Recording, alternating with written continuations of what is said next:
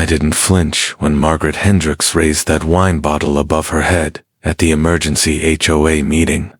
I just sat there in the metal folding chair, hands clasped, watching her face go purple with rage as she screamed about property values and neighborhood standards.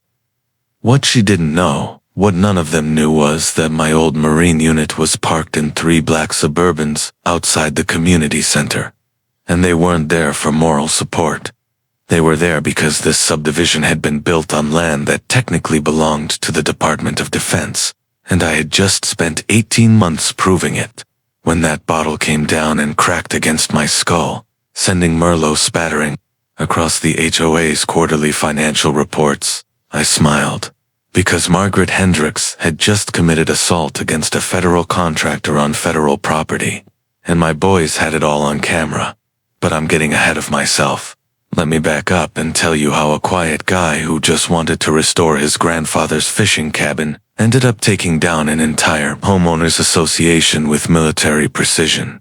3 years ago, I inherited my grandfather's place, a modest 2-bedroom cabin sitting on 47 acres of pine forest and wetlands about 90 miles outside Sacramento. Gramps had bought the land in 1963 when he got back from Vietnam, paid cash for it with his disability settlement and savings from 2 tours. The property backed up to a creek that fed into the American River, had a small dock, and enough space that you couldn't see your neighbors unless you really tried. It was the kind of place where you could sit on the porch with coffee at sunrise and not hear anything but water moving and birds waking up. I'd been stationed at Camp Pendleton for 8 years, done 2 deployments in Afghanistan, and was looking at either re-enlisting or trying to figure out civilian life. The cabin felt like an answer. I took terminal leave, drove up from San Diego with my truck loaded down with tools and camping gear, planning to spend a few months fixing the place up while I decided what came next. The roof needed work, the dock was half-rotted, and the interior hadn't been updated since Carter was president, but it had good bones. More importantly, it had silence. My daily routine was simple and perfect. Up at 0600, out of habit, coffee on the porch while the mist came off the water. Then work until lunch replacing roof shingles, sanding down window frames, rewiring outlets that hadn't seen an electrician since Nixon. Afternoons were for fishing, or hiking the property lines, evenings for reading, or just sitting by the fire pit Gramps had built from creek stones. I wasn't trying to impress anyone or prove anything. I just wanted a quiet place to think and work with my hands and maybe heal from some things I didn't talk much about. The problems started about 6 weeks after I moved in. I was up on the roof, replacing a section of damaged shingles, when I heard a car door slam in my driveway. Climbed down to find a woman in her 50s standing next to a white Lexus SUV, holding a clipboard and wearing the kind of smile that never reaches the eyes. "You must be Daniel," she said, like we were old friends. "I'm Margaret Hendricks, president of the Whispering Pines Homeowners Association. Welcome to the neighborhood." I hadn't heard of any Whispering Pines, and I told her so. She laughed, that condescending little chuckle people use when they think you're being cute, and explained that the HOA had been established 2 years ago when the Riverside Commons development went in about a mile down the road. Apparently, they'd expanded their jurisdiction to include all residential properties within the defined watershed management area. "I'm sure your grandfather was grandfathered in under the old rules," she said, making notes on her clipboard. "But now that the property has changed hands, we'll need to bring everything up to current community standards." She handed me a packet of documents, architectural guidelines, landscaping requirements, noise ordinances, pet policies, and a fee schedule that included a $150 monthly membership fee plus a $500 compliance assessment for new residents. I flipped through it while she talked, seeing regulations about paint colors, fence heights, and approved roofing materials. According to this paperwork, my grandfather's cabin violated about 17 different codes just by existing. "There's no rush," Margaret said, still with that plastic smile. "We understand these transitions take time, but we'll need to see a compliance plan within 30 days, and all major violations corrected within 6 months. I thanked her for stopping by and said I'd review the materials. What I actually did was throw the packet in the trash and go back to work on the roof. I wasn't trying to be difficult, but I'd bought property and inherited it anyway, and I wasn't about to let some suburban busybody tell me what color I could paint my grandfather's cabin. 2 weeks later, I found the first violation notice taped to my front door. Apparently, my non-conforming roofing materials, the cedar shakes Gramps had installed in 1967, were aesthetically incompatible with community standards and needed to be replaced with approved architectural shingles within 60 days. The fine was $50, increasing to $100 after 30 days, with additional penalties for non-compliance.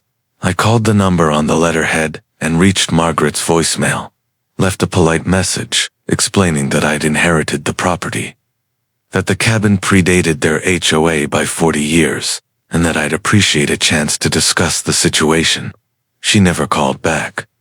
The second notice came 3 weeks later, this one for $150, citing improper exterior maintenance because I'd been pressure washing the cabin's siding.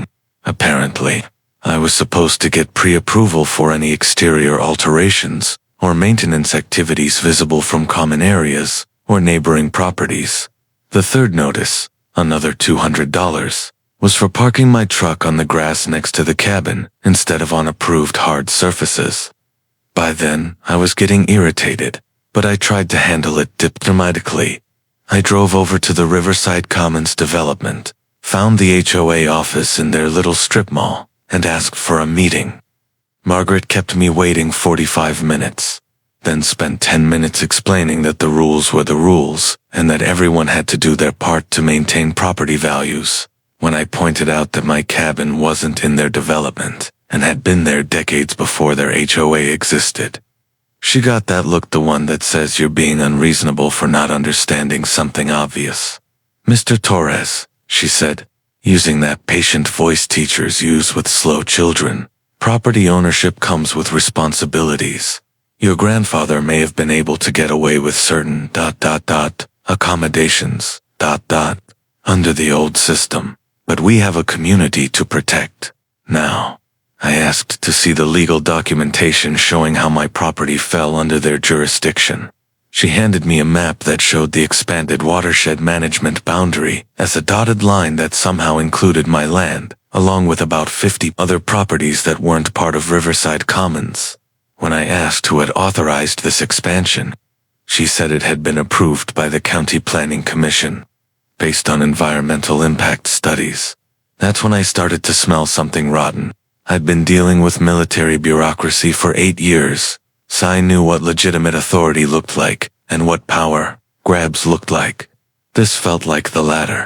I spent that evening at the county clerk's office, pulling records. The original HOA incorporation documents from 2019 showed jurisdiction over just the Riverside Commons, development about 200 lots in a planned community. But there was an amended filing from 6 months later that expanded the boundaries to include all residential properties within the watershed management area as defined by attached environmental impact assessment. The environmental assessment was 40 pages of consultant jargon, but the key detail was buried in Appendix C. The expanded boundary had been drawn to include several valuable properties with creek access, including mine.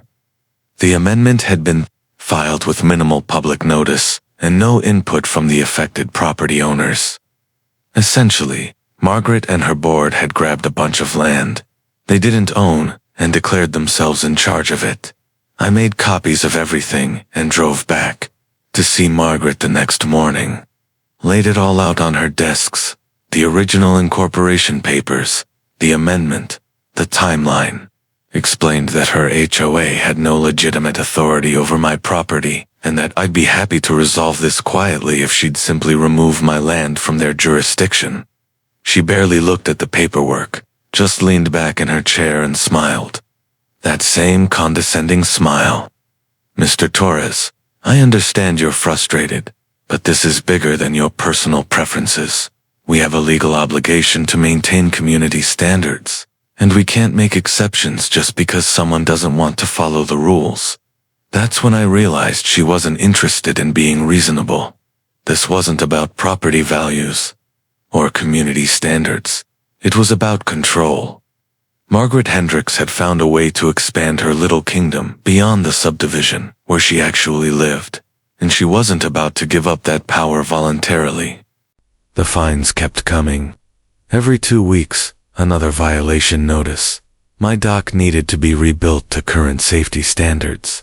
My gravel driveway was non-conforming. The fire pit was a non-permitted recreational structure, and the vegetable garden I'd planted behind the cabin violated landscaping guidelines. Because it wasn't professionally designed and maintained, the fees were adding up, $1,200 in fines plus late penalties, with threats of liens and legal action if I didn't pay. But here's what Margaret didn't know about me. I don't lose my temper, and I don't give up. I get methodical. 8 years in, the course teaches you that every problem has a solution if you're willing to do the research and follow the process. So while she was busy generating threatening letters, I was busy learning everything there was to know about property law, HOA, governance, and the history of my land. That's when I found the first crack in their foundation. I was at the county assessor's office, pulling the complete chain of title for my property, when I noticed something odd about the original deed from 1963. My grandfather hadn't bought the land from a private seller. He'd bought it from the federal government through a military land disposition program. The deed included language I'd never paid attention to before, subject to retained federal interest and reversion clause, as specified in attached covenant. The covenant was a single page of legal language that basically said the federal government retained certain rights to the property, including the right to reclaim for military or strategic purposes, and the right to regulate development inconsistent with national security interests. It was standard language for military land sales in the 1960s, mostly forgotten bureaucratic fine print that nobody expected to matter 50 years later. But here's the thing about bureaucratic fine print. It's still legally binding. I called my old CO from Camp Pendleton, a guy named Colonel Martinez who'd moved over to the Pentagon after our deployment, explained the situation, and asked if he knew anyone who dealt with military land issues.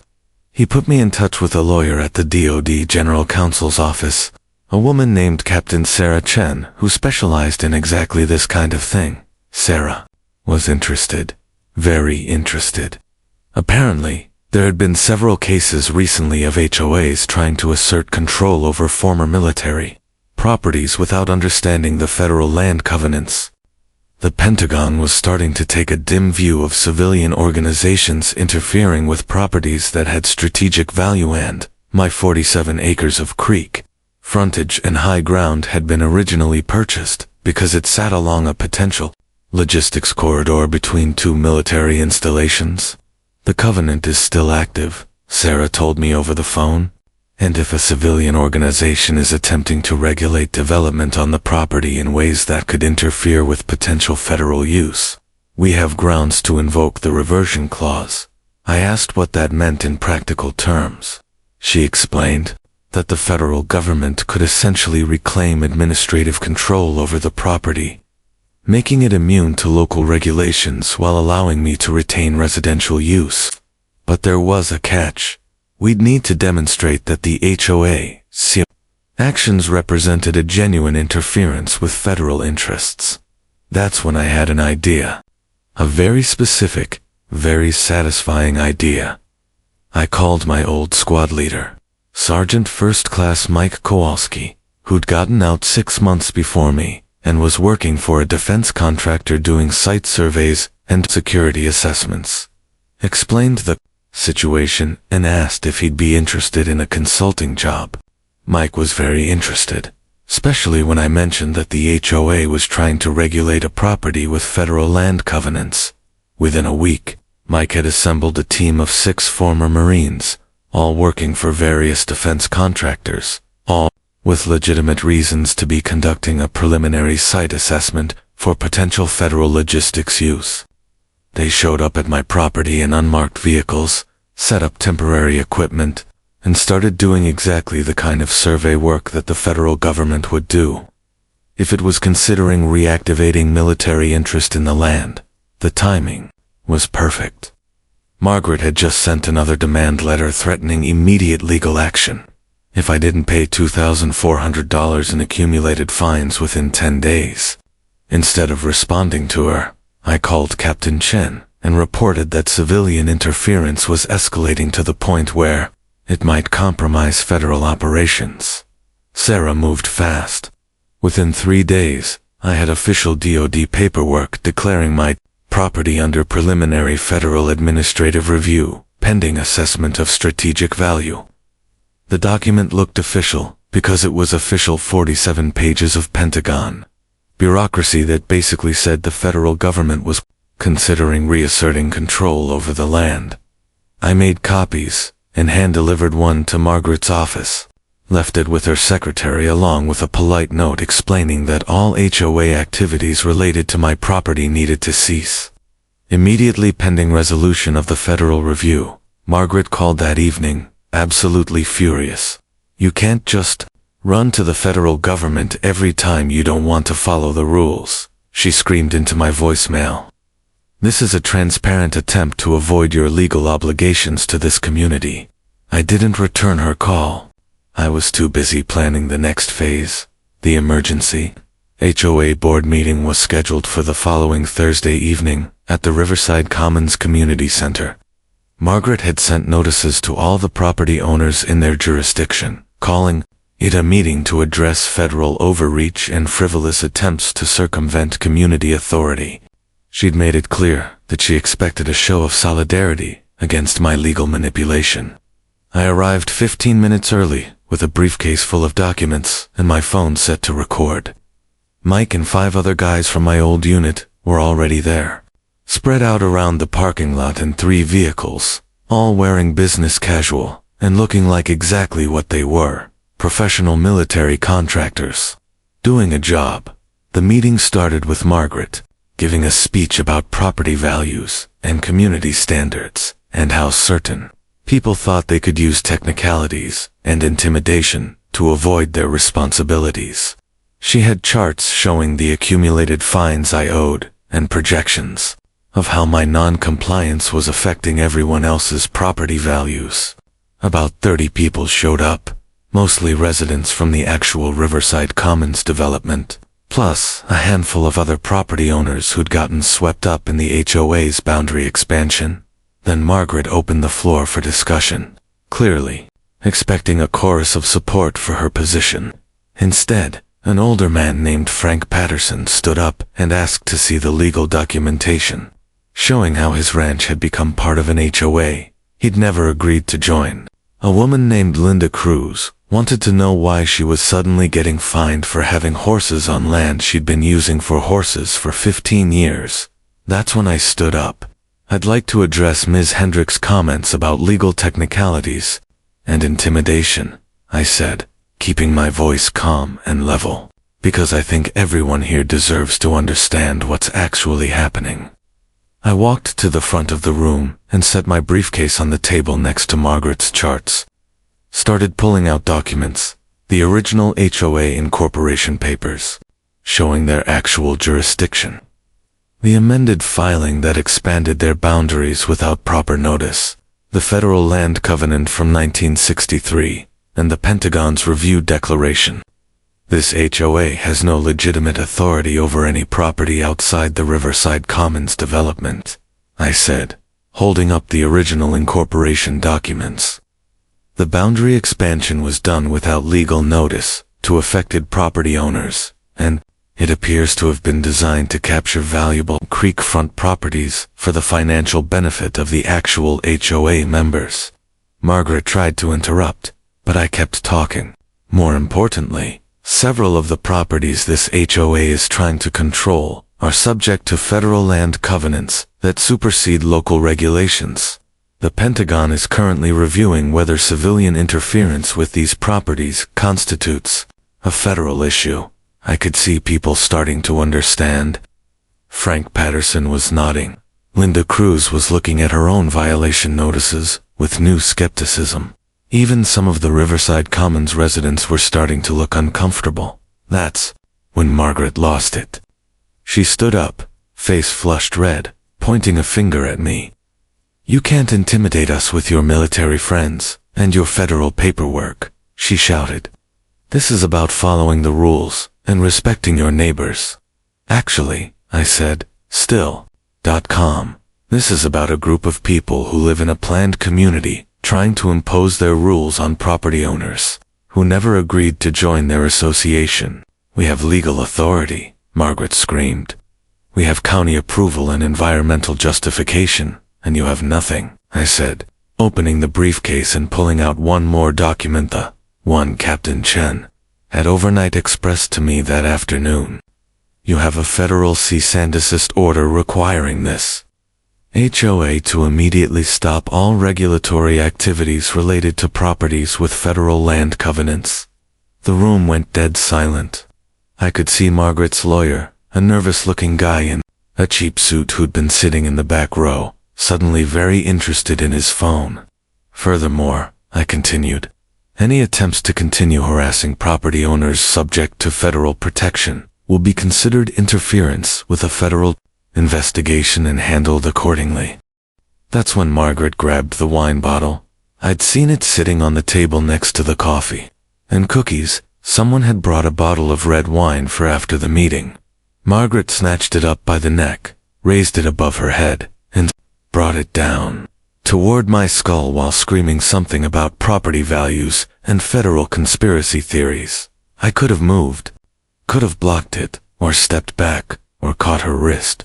But I didn't.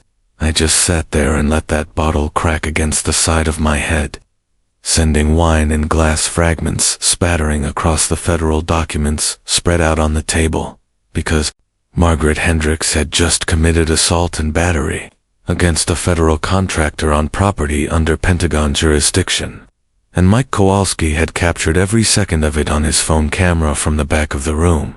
The aftermath was swift and thorough. Margaret was arrested that night and charged with assault, destruction of federal property, and interference with a federal investigation. Her lawyer tried to argue that it was just a neighborhood dispute, but assault with a weapon on federal property is a felony regardless of motivation. The HOA collapsed within 6 weeks. Once Captain Chen's investigation revealed the scope of their boundary expansion scheme, the county revoked their amended incorporation and ordered them to refund all fees collected from properties outside the original Riverside Commons development.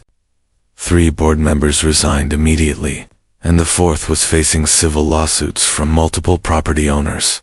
Frank Patterson got his ranch back, free from HOA interference. Linda Cruz kept her horses. The dozen other property owners who'd been swept up in Margaret's land grab were suddenly free from fines and regulations they'd never agreed to in the first place. As for me, I finished fixing up my grandfather's cabin. The federal review concluded that the property retained strategic value and should remain under DoD administrative protection, which means no local government or private organization can regulate it without federal approval. I still own it, still live on it, but now it's essentially immune to HOA interference forever. The irony is perfect. Margaret's attempt to control my property ended up giving it federal protection that makes it completely uncontrollable by anyone but me and the Pentagon. I see her sometimes when I drive through the Riverside Commons development on my way to town. She pretends not to notice my truck, but I catch her watching from behind her curtains. The assault conviction cost her 6 months of community service and a hefty fine, but more importantly, it cost her the little kingdom she'd built by bullying property owners who didn't know their rights. The cabin sits quiet on its creekside acres, exactly like my grandfather intended when he bought it with his military settlement money 60 years ago. I fish from the dock he built, sit by the fire pit he assembled from creek stones, and sleep peacefully knowing that some battles are worth fighting, especially when you have the federal government on your side and your enemy is stupid enough to assault you on camera. Margaret's wine bottle left a small scar just above my right ear. Every morning when I shave, I see it in the mirror and smile. It's a permanent reminder that patience, preparation, and a little help from the Pentagon can solve almost any problem, even suburban tyrants who think they own other people's land. The silence is perfect now. Just water moving and birds waking up, exactly like it's supposed to be.